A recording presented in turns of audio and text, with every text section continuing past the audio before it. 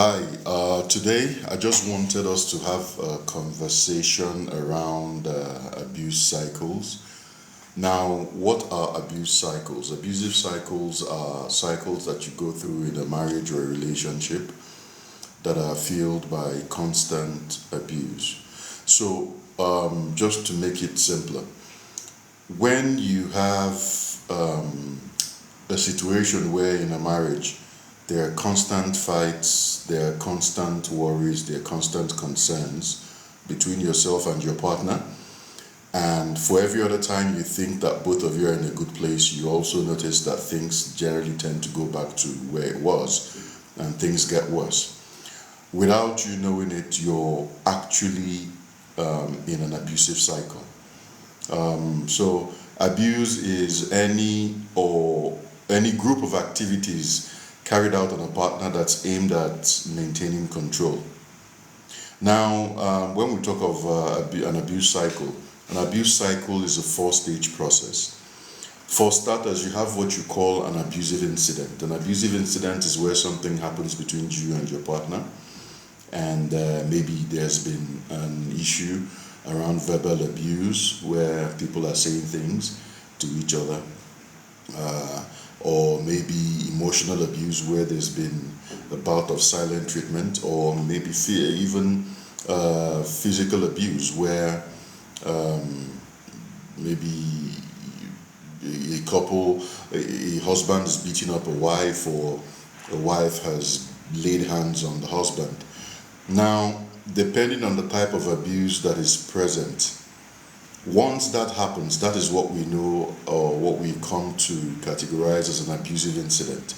And once this abusive incident happens, it gets to a point where you find out that you and your partner are starting to struggle with quite a number of things. And once that abusive incident happens, and to a degree it seems to be sorted out, you quickly get to, I see you, Jade. Thank you for logging in.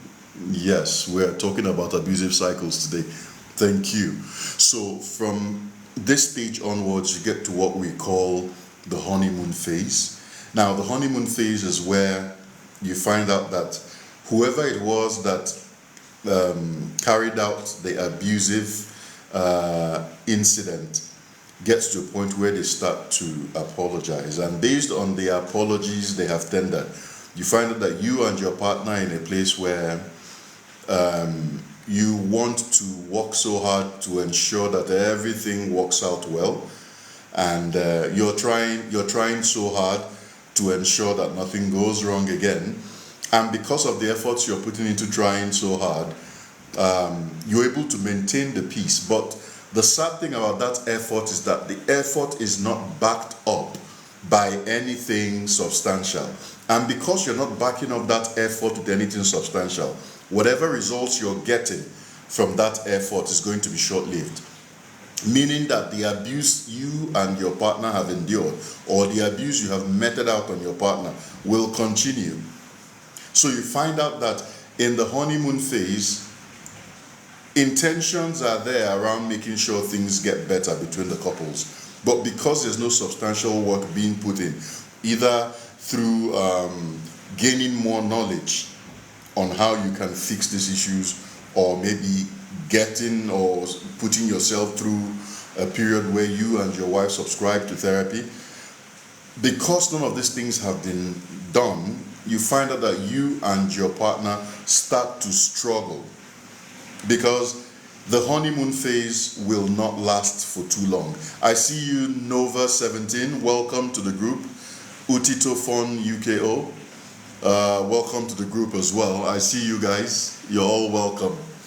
And you see, because you and your partner, sorry guys, today we're talking about the abusive cycle in marriages or relationships. So the first thing I said was, when there's an abusive incident, it's because the partners in the marriage are struggling and they are fighting with each other, and hence there's an abusive incident. But after that incident, and I think it will be important to mention that an abusive incident can either be physical abuse, verbal abuse, or emotional abuse in a relationship. But after that incident occurs, you go to another stage that is called the honeymoon phase. The honeymoon phase is where somebody has apologized to the other person, and you see that both partners are trying their possible best to ensure that whatever caused the issue the first time is fixed. But they are not putting in commensurate effort, they're not putting in real effort into ensuring these things are fixed. So what they're simply doing is, this is where you hear partners apologizing for what they've done, telling their partners that they are sorry or it won't happen again. But because there's no actual work going in towards fixing the underlying concerns, you notice that the same things are bound to happen again. It's all words, it's all apologies, it's all I'm sorries. That is the honeymoon phase, which is actually the same phase or the first phase of what you call love bombing. Love bombing by itself is a different conversation, and we're not going to attempt it today. Now, when you move, Kingsley Chinaza, welcome to the group. I see you, Kingsley Chinaza. You're welcome as well. When you move from the honeymoon phase to what we call the stage of calm, it gets to a point where you notice that there's nothing wrong in your relationship. You and your partner are in a relatively good place. Nothing has gone wrong. You guys are just coasting. But on close introspection, you start to notice that the reason you guys are coasting is not because there are no issues. You're simply coasting simply because you are attempting everything within your power to ensure that nothing else goes wrong. That is why everything seems calm. But that calm is not natural. It's what we refer to as false peace in a home. Because within that stage of calm, you can almost sense that something else is about to go wrong. You can almost sense that both of you are walking around each other on eggshells. Something else is going to go wrong. Something else will go off. Something else is going to trigger someone. And once you go through that entire phase of calm, you start to notice that something else. User, you're welcome to the group. I see you. You find out that after you have navigated that entire stage of calm, you now get to the point where you move to the fourth stage, which is what we call tension build-up. Tension starts to build up again in your home because no actual work was put in towards fixing the abuse that was already present in your home. Abuse is still present, abuse is still an issue, and because it has not been fixed, you're going through the emotions. There is nothing tangible going in terms of actual work being put in to fix the abusive situation you have in your home or your marriage. And once that tension begins to build up again, all it takes is another abusive incident, or maybe a wrong word said, something else that goes off to trigger the abusive partner to repeat that entire cycle again. Abubakar Salha, welcome to the group. We see you. So today, guys, for everyone just joining us today, we're talking about the abusive cycle. The abusive cycle is what is responsible for constant fights in many homes as you know it today. You find homes where the partners are constantly fighting, the partners are constantly bickering at each other. And you find out that as much as they think they're in a good place, just give them a short while.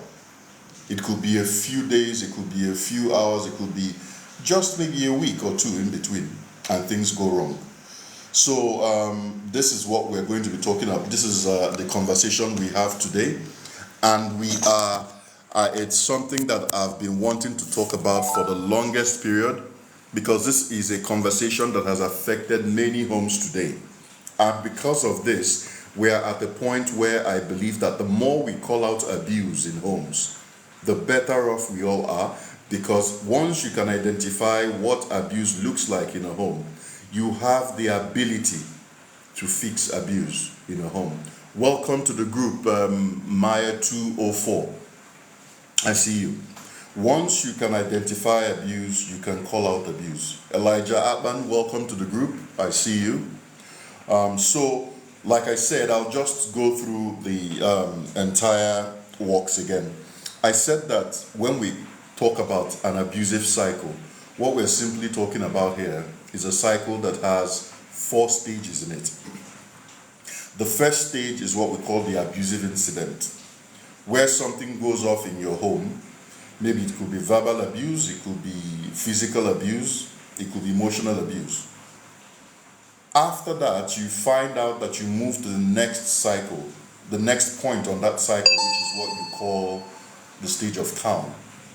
Things are calm, things seem to be okay because there's no fight. But because you did not put in a lot of work or actual work in the stage prior, which is the abusive incident, after it had happened, all you did was apologize, but you did not put in work. And when we talk about this work, we are referring to sitting your partner down, understanding what exactly, using good communication skills, listening to what they are saying as an active listener, and having them communicate their concerns to you. Because these efforts were not put in, you get to a point where, as much as you have the best of intentions to move beyond whatever has caused the issue between the both of you, you may not have the wherewithal or the requisite tools to fix it properly. And if you do not fix it properly and you move back to the stage of calm, where everything settles into a calm in your home, you find out that as much as there's no fighting going on, you and your partner are at a point where you are treading on eggshells around each other. Things are calm, but it's false peace because it can't be sustained. And from the stage of calm, you gradually move into what we call the honeymoon phase. Like I said, that honeymoon phase is where everything seems to be okay. You guys are in a good place, everybody's coasting, nothing is going wrong. Sweet words are being said and exchanged with each other. And from that stage, you move to what we call the stage of calm, So it goes from abusive incident, you move to your honeymoon phase where there's no fight. Then from the honeymoon phase, you move to the stage of calm, where things are calm, but it's uneasy calm because you know something is going to go wrong. From that point onwards, you move to the tension build-up, because from that uneasy calm, tension begins to build up a second time. And you find out that this is a cycle you will constantly keep going through. And the reason you keep going through it is because you have not figured out the way to exit that entire cycle. For you to exit the abusive cycle, you need to understand the psychology behind abuse. The psychology behind abuse is built in such a way that when you're in a relationship or a marriage that is abusive, after a while, you get so used to the highs of making up with your partner, where you, after a fight, you and your partner make up. And because you make up, you're always looking forward to the makeup.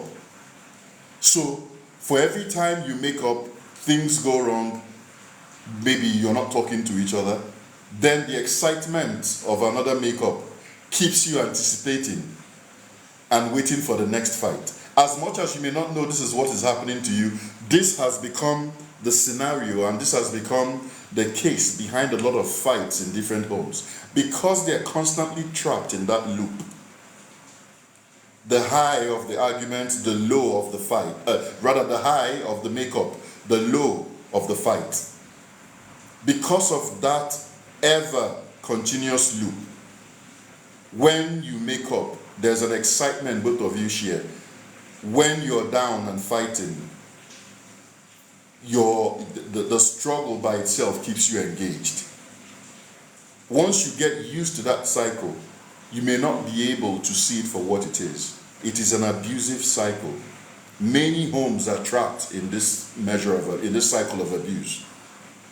You exit it by, first of all, educating yourself on what abuse truly is. Know abuse when you see it, recognize it when you see it, call it out when you see it. Secondly, if the abusive partner is somebody you can reason with, by all means enter a dialogue with them, communicate with them. If they are somebody you cannot reason with, then this might be the time to call in professionals that can help you with this process. Because the moment you call in a professional, they can help you identify points both of you need to work on. And once you're done with this, you must also be able to build a support system for yourself. A support system could comprise of parents, it could comprise of siblings, it could comprise of maybe someone both of you look up to, or maybe friends who you know over the course of time have been tested and tried and are pro your relationship, they're in support of your relationship. So guys, that's everything we wanted to discuss today on marital abuse. We'll be live tomorrow again. And until tomorrow, we'll catch up and we will be talking about another topic. Now, for everyone who is live today, we have an event coming up next week, Saturday, where we'll be talking about, we're talking to people who are in difficult marriages. My humble self will be there to guide and coach them on the day. So if you know everybody and anybody who is in a marriage that is at the verge of breakup, ask all of them to come in that day, because it's going to be an intensive session where we talk to them, listen to them, and also try to guide them by giving them the proper coping mechanisms that would enable them exit marriages and relationships that are at the verge of breakdown.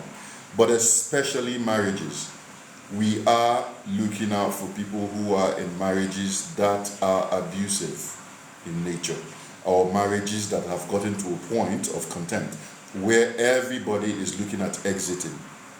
Those are the marriages we are looking towards. And having said that, guys, it's been an amazing night. It's actually a rainy night here, so I wish everyone a good night's rest. And thank you so much, Maya 204. Thank you so much. So we'll connect again tomorrow, hopefully, and we will take up conversations from there. Until then, I remain Temple Obike.